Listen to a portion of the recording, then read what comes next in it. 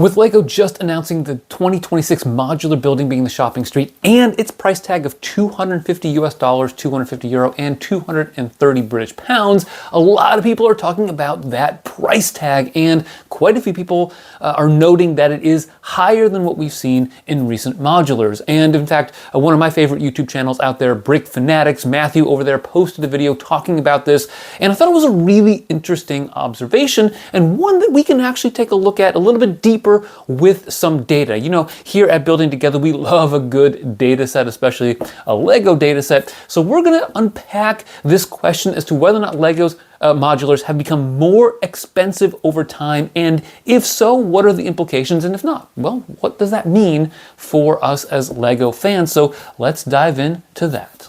I will note that all of our data for this video comes from brickset.com, which has the price and piece count of all the modulars. I will also add that the price that they have going back to the 2007 Cafe Corner is the US dollar price. They didn't have all of the euro and British pound prices, so I used US dollars, which has some implications we'll mention at the end. Now, the first modular, as I just mentioned, was the Cafe Corner in 2007, and it retailed for 140 US dollars. Now, that sounds like a great price and a steal for a modular building. And yeah, you're kind of right, except there was no interior at all. Like no tiling, no flooring on the ground floor, just the green base plate. And your minifigs, you got 4, and they were pretty bland. In fact, I think one of them didn't even have printing on her torso. It was just a white t-shirt torso. And LEGO was doing an experiment here. It was an option that they decided to go with. They ran with it. They agreed to do 3 modular buildings. And because of the success of the first one, the Cafe Corner, they then added an interior to the second one, the Green Grocer. That one retailed for 150 US dollars, and it kind of stayed at that price range, the modular lineup, for a handful of years after that. Now, you might say that is a far cry from the 250 US dollars that we're getting the shopping street for, and I would say you're right. In fact, if you take a look at the progression of pricing on modular buildings in this figure right here, you can see a pretty clear upward trend. $140 for the Cafe Corner in 2007, all the way to 2026, 250 US dollars for the shopping street. So it seems like the case is pretty clear. You've got an increase in pricing over the last 18 to 19 years of LEGO modular buildings, right? Well, as Lee Corso would say here on College Game Day, not so fast. Because if you've gone to the grocery store in the last 5 years, if you've paid rent over the last 5 years, no matter where you are in the world, you know that inflation is real. And inflation not only hits our needs, but it also hits our wants, i.e. LEGO. And LEGO has increased its prices over the years just as any other company has. And we definitely see that when we start adjusting for the inflation in our data. In fact, if you take a look at the inflation adjusted price, you can see that it's, well, kind of interesting, right? A different pattern emerges. The Cafe Corner, which again retailed for 140 US nominal dollars back in 2007, adjusted for inflation, cost $224. And the first handful of modular buildings all came in around 230 US dollars when adjusting for inflation.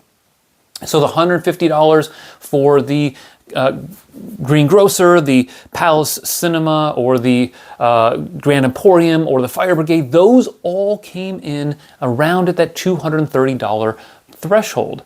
Now, what's interesting is that in 2019, the Corner Garage came out, and when that was released, the price got bumped up to a $250 threshold when you adjust for inflation. So the price did jump around 2019, but interestingly enough, except for the large modular buildings like the Natural History Museum and Assembly Square, both of which were 48 studs wide, we've seen the price be around that $250, $260 price range since 2019, which suggests that maybe the price hasn't really gone up. It's just that everything else has gone up in accordance with modular buildings and the price of LEGO. And I think one thing that's worth pointing out here is that the Tudor corner is a great value at 230 US dollars or 200 British pounds. It's great for what you get. The set looks great, and a lot of people, I think, are comparing the new one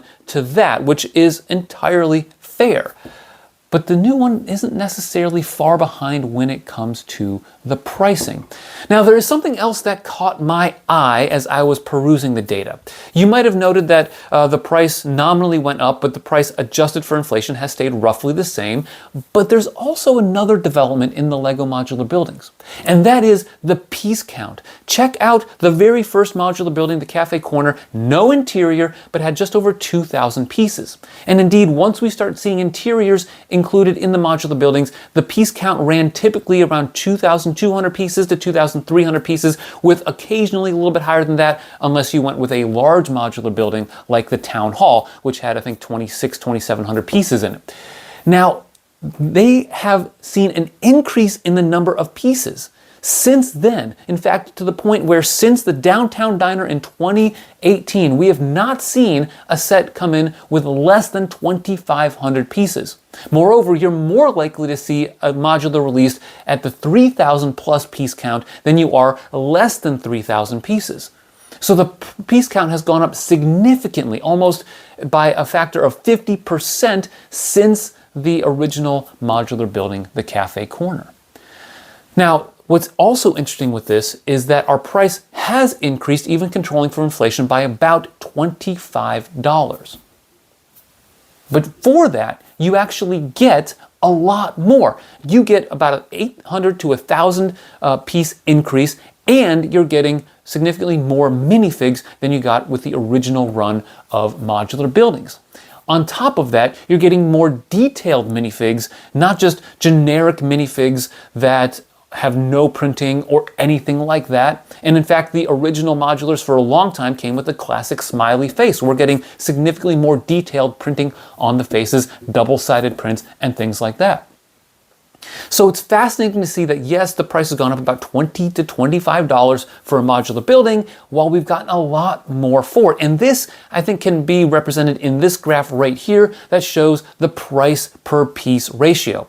Now, I understand that is not a perfect metric, that a lot of people don't like using the price per piece ratio, but because we have some consistent data here, and we're comparing icons level modular buildings to icons, modular buildings, I think it's a decent comparison over time. And what you'll notice is that starting with the Cafe Corner, you definitely see a lot of sets at that 10 to 11 cents per piece when adjusted for inflation.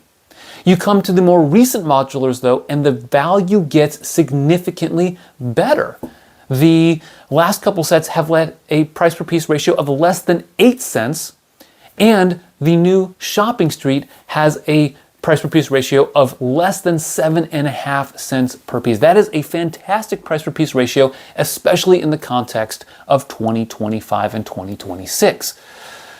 So what are the implications of these results? The first thing I want to mention is that if you argue that Lego modulars are expensive, you're 100% correct.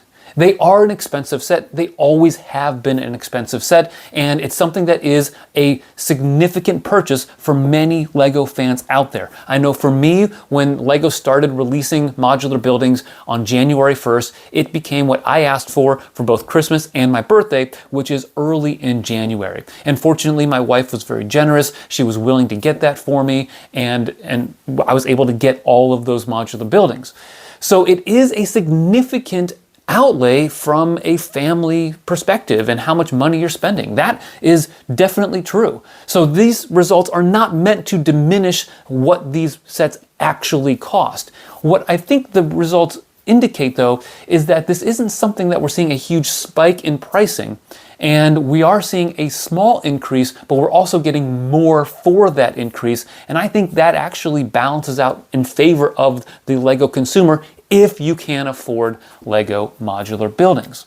I think another interesting implication of this is that Lego is really grafting in the story arc for these sets, and by doing so, they're including more minifigs and more details. It's very telling that in 2014, when the Parisian Restaurant came out, which was, I think, one of the best modulars of all time, Jamie Berard, who designed that set, noted how they wanted to include a story and tie that story in from the building and the floors and the different shops and all that's going on with the minifigs. And in that particular set, there's a restaurant where somebody's able to propose. You've got an apartment where the family can live, and you've got all these different things going on that are connected to what's coming out in the set, or even potentially other modular buildings. So the story arc that LEGO wants to include, and if you've seen LEGO Masters, you hear the judges talking about this all the time, but this story arc really tries to pull in the casual LEGO fan in addition to the hardcore LEGO fans, like the ones you see, well, watching videos like this and commenting on them and the LEGO forums. So it's, I think, an interesting implication that we're seeing LEGO really dive in to this story arc, and they're giving us more details, even if some of those details are coming with smaller pieces. Now, there is, I think, a limitation to this. As I mentioned at the beginning, we are using US dollar pricing here. We aren't able to take a look at all of the different price points for the different currencies, and I think it's a very real possibility that this change in pricing, albeit small on the US side, has been bigger in other countries. And I know that Matthew of Brick Fanatics mentioned this in his video, that the British price is going up more than the rest of the world, or certainly the US and Euro price for the shopping street. And that is interesting. It's definitely something that is not going to affect all markets the same. And I think that needs to be accounted for when you're evaluating whether or not you want to buy any LEGO set or any sort of modular building.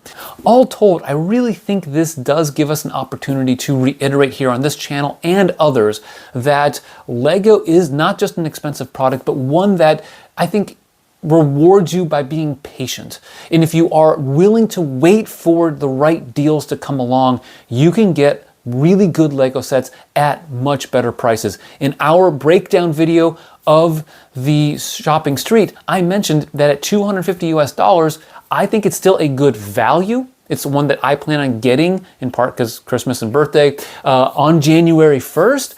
But I think for a lot of people, it will make sense to wait for a sale, even if that is a year and a half to 2 years later, because that's the best way to get LEGO. And I noted on our Insiders Weekend shopping video, as well as the deals that were available on Black Friday, there are some fantastic sets, including modular buildings in there. So I think it's important for us to really understand what we're willing to pay for a LEGO set and wait for the pricing to match that accordingly when we see sales, deals, and other things coming out that may put us over the top to get a set. So don't rush out and buy a set, especially if you are not really into it. The last thing I will note for this particular set, the shopping street, is while I'm excited to get it, I know not everybody loves the look of it, definitely pay attention to reviewers that you trust in making that decision to buy it. A $250 purchase is a significant purchase, and one that I know for me, I want to get as much information as I possibly can before I spend that money,